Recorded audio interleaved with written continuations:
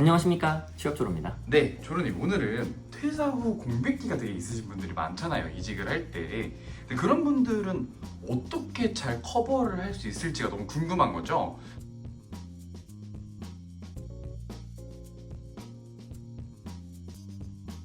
되게 여러 가지 사유가 있는 것 같은데 공백기가 만들어진 이유가 보통 어떤 사유가 좀 있을까요? 일단 지금 오늘 공백기 얘기할 때 먼저 패턴 정리 먼저 할 것 같은데, 일단 제일 많은 경우에는 사실 그 이직을 했는데 갔던 회사가 전 회사보다 못하거나 아니면 우리가 기대했던 거랑 달라서 바로 퇴사하는 경우들이 종종 있잖아요. 이제 그래가지고 뭐 3개월, 2개월 일한 다음에 나온 다음에 그 다음에 취업이 안 되거나 아니면은 좀 뭐 정신 좀 이렇게 좀 다시 가다듬거나 이래가지고 6개월, 뭐 한 8개월, 1년 이렇게 이제 길어지는 경우, 이게 제일 많았던 것 같아요, 사실. 그리고 두 번째 같은 경우에는 뭐 실제로 이제 내가 길게 일을 하면서 좀 번아웃도 걸리고 그 다음에 좀 많이 힘들고 야근도 많고 막 체력도 안 좋아지고 이래가지고 뭐 멘탈이나 체력 같은 거 회복하려고 그냥 쭉 쉬시는 분들도 좀 많이 있고, 그다음에 또 스트레스 같은 경우를 좀 너무 많이 받다 보니까 그냥 여행 가려고 막 그냥 쉬어버리고 그 다음에 내가 이제 고생을 했으니까 보상받으려는 심리로 그냥 쭉 쉬어버리는 이런 경우도 좀 많은 것 같고, 그 다음에 구조조정 당하는 경우도 있는 것 같고, 이 정도로 패턴이 좀 정리가 돼요. 네.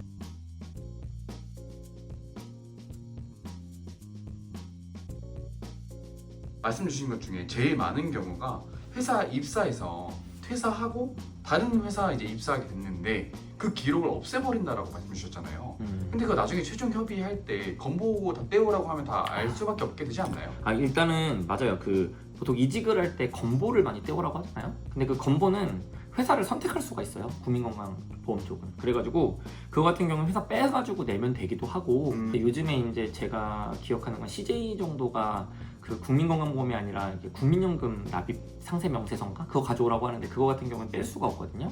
그런 회사 같은 경우에는 이제 들킬 수 있죠. 근데 애초에 이렇게 생각하시는 게 좋은 게, 여러분이 만약에 면접을 잘 보고 그다음에 이제 어느 정도 그 회사랑 좀 진행이 될 때 좀 신뢰를 가진 상태라면은 인사팀 입장에서도 되게 그게 어려워요. 뭐냐면은 거의 다 붙은 사람 가지고 딱 납입명세서 받았는데 이거 회사 다닌 경력이 있네? 거짓말 쳤네라고 생각하면서 위에다가 거짓말 쳤습니다라고 말하는 게 인사팀 입장에서도 부담인 게, 다시 리스타트를 끊어야 되는데 뭐 분위기 좋고 위에서 평가 잘 받았는데 그걸 꺾기는 쉽지 않거든요. 그래서 사실상 여러분이 면접만 잘 보시고 그렇게 된다면은 뒤에 걸리는 거는 사실 엄청 큰 문제는 아닌 것 같아요. 뭐 이제 인사팀 쪽에서 뭐라고 한마디 할 수는 있겠죠. 근데 그러면 뭐 제가 제 커리어에 좀 손상이 가는 것 같아서 그거 뺐습니다 정도로 말해도 문제가 없이 그냥 합격을 하는 경우가 많거든요. 그러니까 너무 걱정은 안 하셔도 되겠다, 이 말씀을 좀 드리고 싶습니다. 네, 그러면 공백기를 잘못 포장하는 경우가 꽤나 많다고 들었어요. 이렇게 얘기하면 안 되는데 좀 잘못된 방향으로 말씀을 해주시는 케이스는 좀 어떤 경우가 있을까요? 대표적인 게 이제 사실 거짓말 치려는 게 제일 큰 문제죠.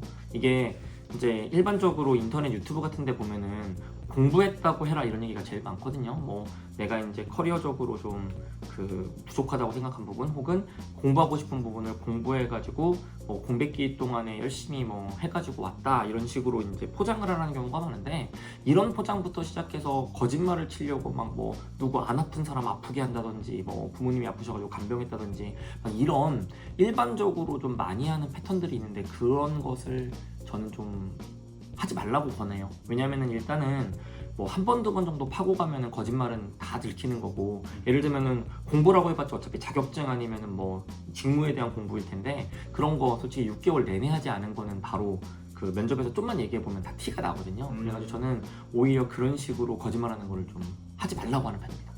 그러면 이제 본론으로 들어가야 될 것 같은데, 어떻게 좀 돌파하고 이 공백기를 면접에서 잘 얘기를 해야 될까? 이게 좀 궁금한 것 같습니다. 맞습니다. 이게 제일 어려운 건데, 다른 컨텐츠에서 말했던 퇴사설 말하기랑 비슷한 건데, 공백기가 좀 길어질수록 이거를 좀 진심을 담아서 좀 당당하게 솔직하게 이렇게 말하는 게 되게 중요하거든요. 솔직함을 담아서. 예를 들면은 여러분들이 되게 여러 가지 패턴들을 제가 말씀드렸잖아요. 그 패턴을 그 실제로 공개를 하면서 내가 느낀 생각과 경험, 고민들을 담아가지고 전달하는 게 되게 중요한 것 같아요. 뭐 예를 들면은 템플릿 유형이 되게 여러 가지가 있겠는데, 여러분이 논리적으로 그 다음에 상대가 공감할 수 있게 그 템플릿을 열심히 만드는 게 중요한데요. 일단 뭐 간병이 진짜라고 친다면은, 진짜 간병이라고 친다면은 그 솔직하게 아버지 또는 어머니 또는 뭐 누군가를 그 간병을 돌보면서 느꼈던 고민, 그다음에 내 커리어에 대한 걱정. 예를 들면 저는 실제로 저도 커리어가 되게 많이 걱정되긴 했지만 뭐 가족 중에서 돌볼 사람이 없고, 사실 제가 이 아버지를 이제 돌보는 과정을 통해서 저 스스로도 사실 그동안에 뭐 제가 부모님께 못했다는 생각도 많이 했고, 같이 뭐 단순히 간병만 한 게 아니라 여행도 다니고 이러면서 추억도 많이 쌓았고, 저한테 사실 가족이 되게 중요하거든요. 그렇게 살았는데 제가 그걸 잊고 있었던 거를 그 간병하면서 좀 다시 깨달았고, 그래서 후회 없이 좀 시간을 보냈던 것 같다고 생각합니다. 물론 뭐 제 커리어는 지금 답답한 상황이죠. 그렇지만 그 시간 자체는 저는 만족을 하고요. 그 다음에 다시 이제 제 커리어를 잊고자 이 자리에 나왔습니다. 뭐 이런 식으로 좀 그 편하게 좀 동감 가게 좀 만들었으면 좋겠고요. 그 다음에 뭐 예를 들면 쉬었다, 이것도 여러분들 보통 쉴 때 그냥 여행도 다니고 이러잖아요. 그런 다음에 사실 한 3개월 4개월 쉰 다음에 뒤에 열심히 준비했다가 안 된 거잖아요. 그런 얘기를 좀 담담하게 했으면 좋겠어요. 저 뭐 여행 다니고 솔직히 제가 뭐 3년 4년 정도 일했는데 4년 정도 일했는데 그동안에 뭐 쉴 새 없이 일한 것 같아서 2, 3개월은 여행 다니고 좀 그때는 좀 생각 없이 놀았던 것 같은데, 그거 한 다음에 이제 돈도 좀 떨어져가고 취업 준비하려니까 막상 잘 안 되더라고요. 요즘에 취업난 정말 제가 마음속으로 느끼고 있고, 그래서 덜컥 겁도 나지만 뭐 그 사이에 뭐 제가 그래도 루틴 잡고 뭔가를 하려고 노력도 했고, 체력도 좀 올라가게 노력을 했고, 운동도 많이 했고, 그 다음에 좀 공부도 나름 조금씩 직무 공부하면서 이 자리에 왔기 때문에 다시 시작할 만한 힘을 비축해두고 온 거라 생각해 주시면 좋고, 그 다음에 10년 정도 더 열심히 할 그런 체력을 비축해 놨다고 전 자신합니다. 이런 식으로 그냥 담담하게 솔직하게 딱 털어놓는 게 중요한 것 같습니다. 그 또 하나의 템플릿 같은 경우에는 여러분이 순수하게 번아웃이 왔다거나 아니면 막 너무 힘들어가지고 막 그만둔 경우에도 그 부분을 어떻게 내가 해소했는지를 좀 편하게 말해주면 좋을 것 같아요. 예를 들면은 되게 바쁘게 달려왔고 뭐 6년 정도 열심히 일했는데 마지막에 번아웃 와가지고 퇴사한 거 맞는데, 이 부분에 있어서 제가 고민이 많았던 거는 제 캐파를 넘어가서 일을 했던 게 큰 문제라고 생각을 해서, 이 부분에 있어서는 제가 그 앞으로 그 회사 생활을 함에 있어서 어떻게 내 체력 관리와 그 다음에 정신 관리를 할지도 많이 고민했고, 특히 그 캐파 관리에 대한 중요성을 깨달았기 때문에 이번 이직에 있어서 그 부분을 좀 단단히 가져가려고 노력을 합니다. 다만 이제 이걸 정리하는 과정에 있어서 한 6개월 정도 쉬었고, 그 다음에 여행도 다니고 고민을 많이 했는데, 이제는 좀 정리가 됐고 다시 한번 10년을 보낼 수 있는 자신이 있어서 이 자리에 왔습니다. 앞에 거랑 좀 비슷하긴 한데, 여기에는 이제 내가 이제 앞으로 해나가야 될 일에 대한 좀 약간 자신감이라든지 그 달라진 모습 보여주겠다가 좀 핵심이 될 것 같아요.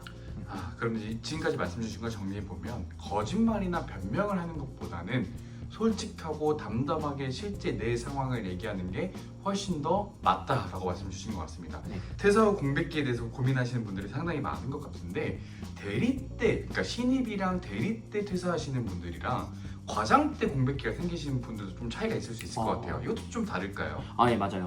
이거 같은 경우엔 정확히는 제가 초년차 8년 정도부터를 좀 6년 8년 정도부터가 좀 안정권이라고 얘기를 하는데, 이제 물론 이것도 1년 막 이렇게 잘려가지고 6년인 분은 진짜 완전 공격을 받고요. 그게 아니라 내가 한 회사에서 한 5년 다니고 뭐 한 2년 정도 더 일해가지고 7년 되신 분이 퇴사를 했다, 선퇴사한 다음에 쉰다 이러면은요, 공백기가 있더라도 그냥 편안하게 저 그래도 7년 또는 뭐 10년 정도 열심히 일한 다음에 충분히 그 멘탈 회복하고 그 다음에 쉬고 이 자리에 왔습니다, 이렇게 말해도 공격을 진짜 안 받아요. 왜냐면은 면접관들도 다 오래 일하신 분들이고, 그러다 보니까 오히려 뒤에 제가 10년 15년 달리려고 왔다 해도 전혀 문제가 안 되는데, 말씀하신 대리급이라든지 사원 말급에 3, 4년 일한 친구가 방금 전처럼 너무 솔직하게 그 10년 달리려고 왔다 이러면은 사실 멘탈이 좀 약해 보이기도 하고, 너무 조금밖에 일하는데 벌써 쉬어? 이런 식으로 공격받을 수 있는 여지는 분명히 있습니다. 그래서 제가 그 솔직하게 말하는 것 중에서도 특히 쉬었다라고 말하는 거는 좀 고연차한테 해당하는 얘기인 건 맞는 것 같아요. 네, 그래서 오늘 공백기를 어떻게 좀 극복할 수 있을까에 대해서 알아봤고, 이 영상 잘 참고하셔서 공백기 질문 잘 답변하시길 바라겠습니다. 감사합니다. 감사합니다.